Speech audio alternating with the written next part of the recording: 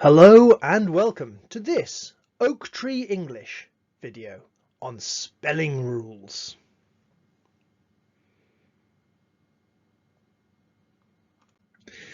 English spelling is a complete mess. We've been invaded by Romans, Vikings, Angles, Saxons, Normans, which made our language an amalgamation of all these languages. It also made our culture the sort that went out and invaded a whole lot of other countries and stole wealth, people, and language from them too.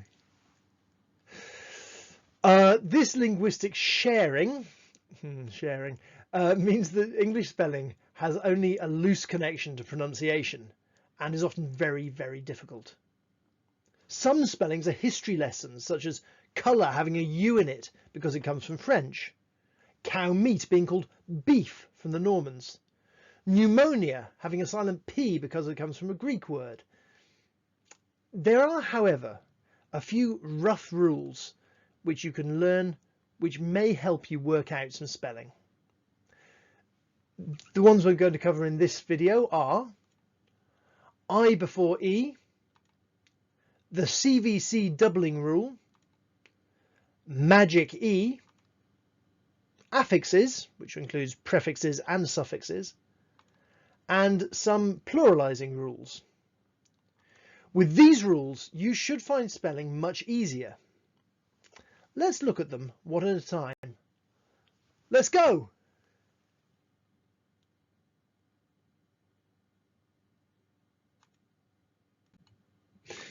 Here I am again. This is the rule you're most likely to have heard of, the I before E rule. Now, you know the first part, I before E, and this works in words like believe, where you have an I and an E together, so you put I before E. A lot of people, though, forget the crucial second part, except after C, like in words like receipt or receive, where you've got a C, the I and E are reversed. So it's still an E sound, but it's I-C-E-I. I before E, except after C. And many people have never even heard the third element of this rule, only when the sound is E. So, for example, if you have a word like way, where the sound is A, you don't need to do I before E because it's producing a different sound. We have the same with Henry VIII, for example. Now, of course, there are many exceptions because English is weird, and if you want evidence of that, you should ask Keith. Both, of course, have an E sound, neither come before after C, and yet, for some reason, they are both EI. I don't know why, but in the majority of times, this is the rule of thumb, it's I before E, except after C, but only when the sound is E. This next rule, the CVC doubling rule, is one I was originally taught as the 1-1-1 rule. If you have one vowel and one consonant, you add one more consonant. But I far prefer to call it the CVC rule, as it describes what the rule actually is. CVC stands for consonant, vowel, consonant. Vowels are the letters that almost all English words have, except for things like rhythm, and they are A, E, I, O, and U. A, E, I, O, U. And if you say it really fast, you sound like a monkey. A, E, I, O, U. Consonants are all the other letters of the alphabet. A CVC word is one that has three letters arranged consonant, vowel, consonant, such as run. This means that when you add a suffix such as, I don't know, ing, you have to double the last consonant to make it running. This is also true if you have a longer word that ends in the CVC form, such as, for example, begin, which would become begin, or refer to referral. Now, if you want to complicate this rule, you can say that it only holds true when the final syllable is stressed, as against offer, offer, which becomes offering because the emphasis is not on the final syllable. But that's really just asking for trouble. The basic rule here is if it ends CVC, you're probably going to have to double the N to add a suffix. We'll talk more about suffixes in a moment, but right now, let's talk about magic E. Decades before the alpha blocks were a thing, Google it, thank me later, the comic genius Tom Lehrer, Google him as well, thank me later, wrote a song about the magic E. You can find it on YouTube, where it has a thing, a thumbnail, a little bit like the one up there. In it, he notes that the magic E can turn a can to a cane, a pant into a pane, cub into cube, tub into tube, pin into pine, twin into twine, cap into cape, tape into tap into tape, glob into globe, dam into dame, Sam stays the same, man into main, van into a vein, and hug becomes huge.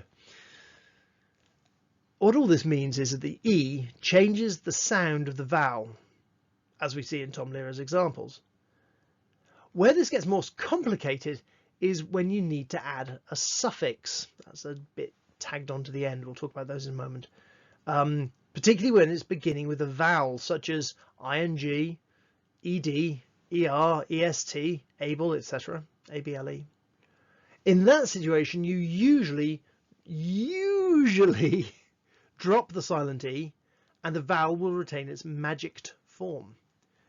This doesn't always work, and there are of course exceptions, but this one may help you to spell magic E words which have been transformed by a suffix. Would you like to see that in action? Oh, of course you would. So cane, something that you used to hit schoolboys with when they misbehaved, they would be caned. Caned, you see, you take the E off and add an ED, depending on which way you want to look at it. Pane, as in a thing that a sheet of glass in a window is a pane, a window pane, and of course therefore a window with glass in it is a window is paned. Now let's do something different, because all I've done there is added a D rather than taken off the E. It's not obvious. So let's look at cube. If you want to make that into an adjective, it would be cubic. You see, you've taken the E off and replaced it with IC to make it an adjective, cubic. Tube, similarly, and very helpful for Cornish people, tubular. Tubular. Pine, pining. Not pinning. If you doubled that N, because that would be the CVC rule, wouldn't it? And that would be pinning. Notice you've preserved the sound of the I by doubling the N. So that's why it's pining, the difference between pining and pinning. The same is true for twinning and twining. Twined and twinned. So when you've gone into the garden and you've tied up your raspberries, they are with twine, they are twined. It's better if you entwine them, of course. This next one is a cheat, because I've used a completely different thing, but it does just show the idea. So instead of a cape, you might find something is capable. Certainly Lancelot Brown found that way. If you get that joke, give me a thumbs up. Tape, if you don't get that joke, Google it and thank me later. Tape, again, taping. Globe, global. Dame, I can't do anything with dame, nor same. But mane, a lion, Simba at the beginning was unmaned, and at the end he was maned. He had a mane. Can't do much with vein. However, huge becomes hugest. If you double that G, it becomes huggist, which isn't a word. But it did force my daughter to give me a hug, so I'm happy with that. Now, one strategy which can really help one's spelling is breaking a word down into its component parts. For this, we should talk about affixes. There are two main sorts of affix, a prefix, which comes before, and a suffix, which comes after. So a prefix changes the meaning of the word, such as anti, which means against, like antibacterial, or dis, which means undo, like disassemble. A suffix changes the part of speech, like meant, making it a noun, like parliament, Aryan, making it into a person, like libertarian, and ism, making it into an idea, like communism. Some words have multiple affixes, like anti-disestablishmentarianism. Before I go on, I should probably mention what happens when adding a suffix to words ending in Y. If the suffix begins with an E, like ER, EST, or ED, you can change the Y to an I, like cry, cried, lazy, lazier, busy, busiest. This also works for the ly suffix to make an adverb, funny, funnily, but not with ing. For example, fly, flying. Being able to add and organize affixes can help spelling and get really good Scrabble scores, especially in America, where they have a fetish for using Zs all over the place.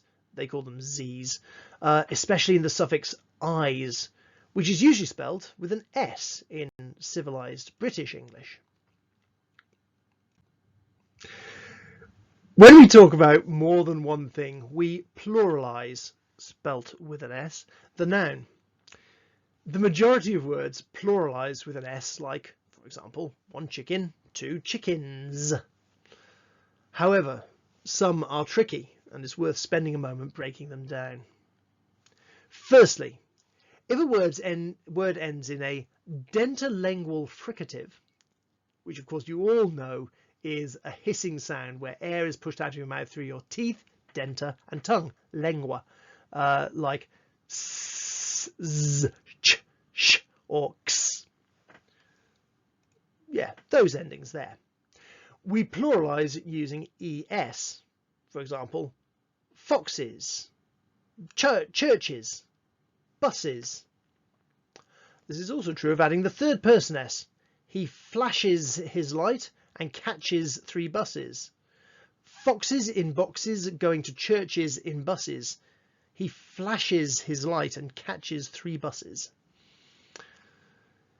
If the word begins with an F, so an F sound, which is, by the way, a dentalabial fricative, because it's you're pushing the air out between your lip and your teeth, unless you're in London, in which case is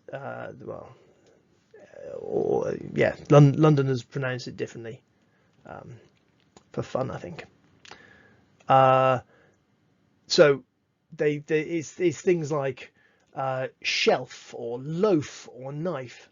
So you pluralize these with VES. For example, he took the knives from the shelves and cut the loaves of bread. There are exceptions, of course, such as words ending in double F, like cliff, which is pluralized with an S as normal, though this is irrelevant because there's only one Cliff Richard. But this rule should help to some degree. This gets most of the answers. So, in conclusion, English spelling is difficult, and you are not alone in finding it tricky. These rules I before E except after C, but only when the sound is E. CVC doubling, magic E, affixes and pluralizing aim to make it a little easier, but there will still be times when you just want to burn a dictionary. Please don't. Instead, open it up and make sure you can spell all the common words that you think you might need for whatever exam or report you're preparing for.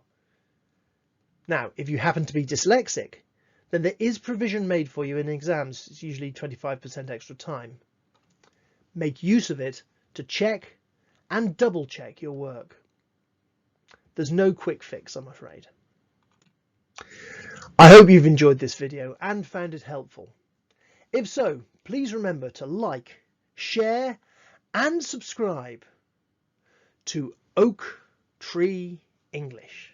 Thank you.